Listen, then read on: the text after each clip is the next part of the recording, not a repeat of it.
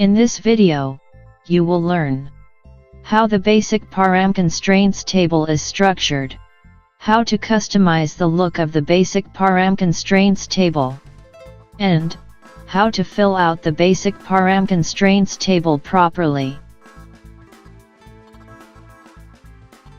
How is the Basic.ParamConstraints table structured? In the ParamConstraints worksheet, you enter top-line parameters constraints for each of the time buckets over the planning horizon. How to customize the look of the Basic.ParamConstraints table.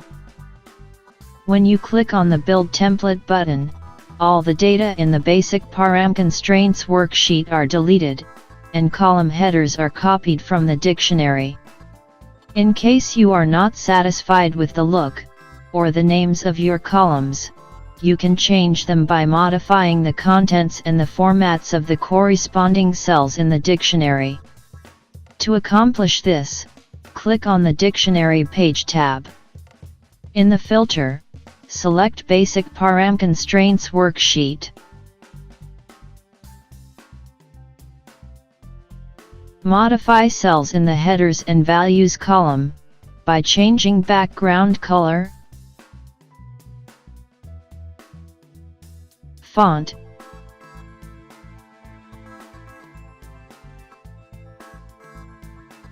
alignment,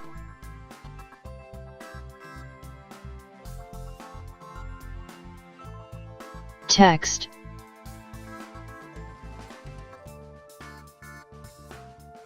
and the rest of the formatting parameters.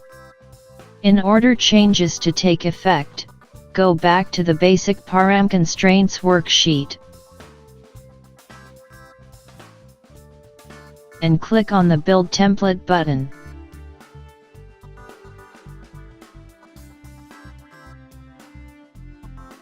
How to fill out the Basic.ParamConstraints table properly. To better understand the logic behind proper population of the ParamConstraints table, let's consider a simple example. On this diagram, you can see a rolling plan of a set of products in monthly buckets, generated for the first 3 months of the year 2014.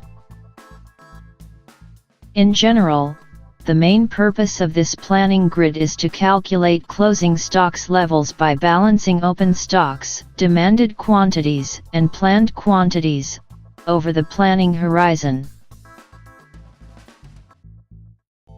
Top-line parameter is used to evaluate closing stocks at the end of each of the planning periods. Its values are calculated by summing up the so-called top-line parameters components. Each of these components is defined per SKU, and can be viewed as a product of the closing stock and corresponding basic top-line parameters value.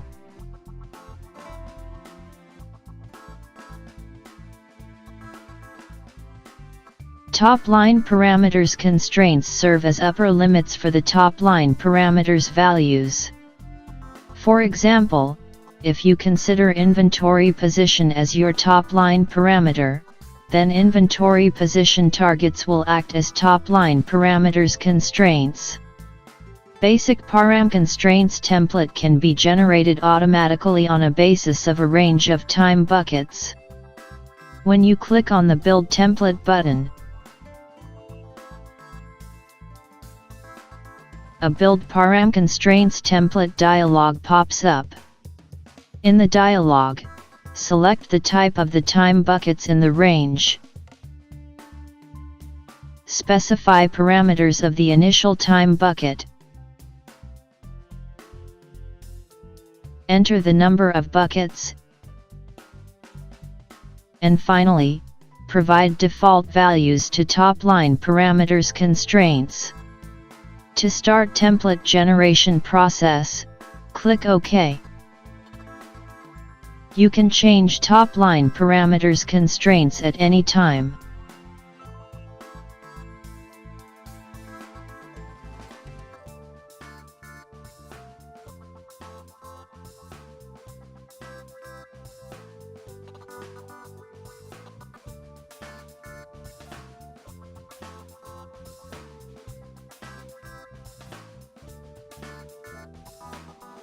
If you'd like to add another range of time buckets, just click on the Add button.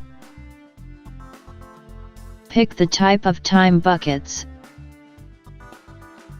Define the initial time bucket. Size the range. Set defaults, and click OK. It's perfectly acceptable to keep top-line parameters constraints defined for time buckets of different types in the ParamConstraints table.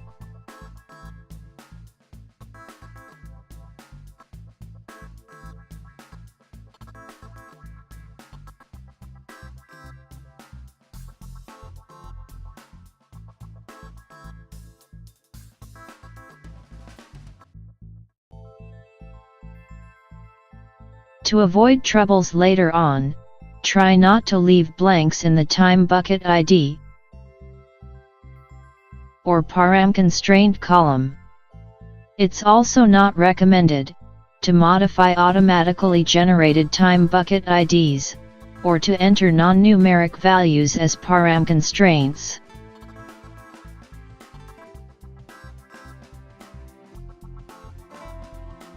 By any means, try not to leave gaps in the table.